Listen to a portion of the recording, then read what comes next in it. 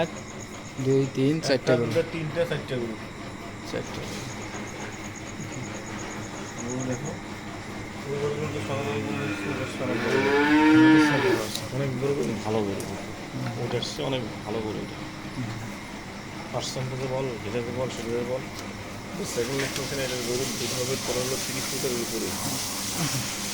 এটা গরুর সাইজে বাঁটগুলো কত সুন্দর লম্বা লম্বা কিন্তু এটা বাঁট দেখতে, এবং ওদের সব ইয়াটা কিনা সমান মোটামুটি যাচ্ছে। এইভাবে দেখি না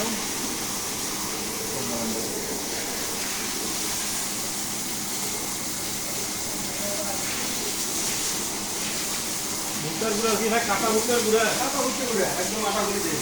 তবে আগে মিক্সচার খাওয়াইতাম, মিক্সচারটা নিজে তৈরি করতাম। হ্যাঁ, বুঝলেন? কিন্তু ওই যে রোদ তো হবে না, আমি সময় পাই না, মানে বুটের ছোলা মোলা দিয়ে দিয়ে আপনার ডিপিটি তখন তো দুধ বাড়ার কথা একটু।